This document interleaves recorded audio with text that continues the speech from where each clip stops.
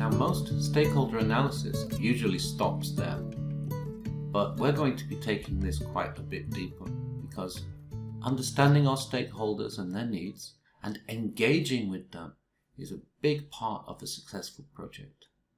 So it's not simply about finding the problem stakeholders and dealing with them, but engaging as much as we can, as efficiently as we can, in the best way we can with all of our stakeholders is going to make that project much more successful. So we're going to go a little bit deeper now. We're going to look in this section at stakeholder management. Then we're going to look at stakeholder communication, and we'll wrap up looking at stakeholder engagement. Looking at stakeholder management, it's really important to identify the win-win. Now, win-win sounds very 1980s and very cliched, but it is something which is desirable and possible. So let's understand what we mean by win-win.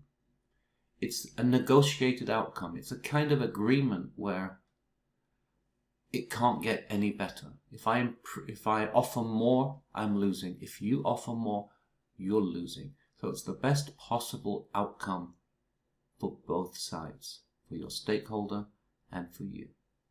To achieve win-win, first we need to know what is winning for us.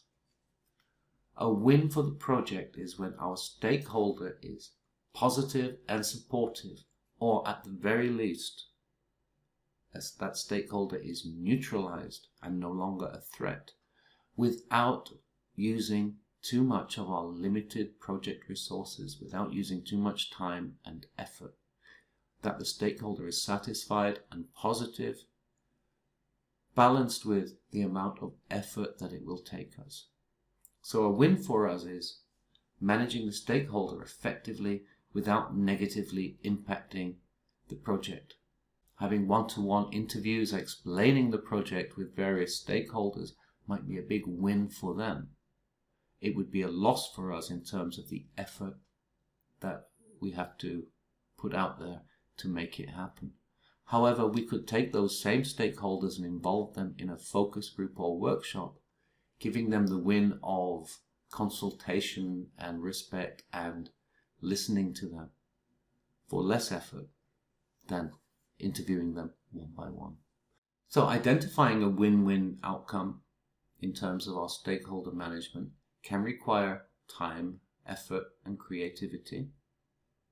What is the best way to engage and communicate with this particular stakeholder that gives them the respect that they need? Very often, if it's about status, or addresses their concerns and fears, makes them more positive without us having to utilize too much of our time and resources, keeping that stakeholder happy.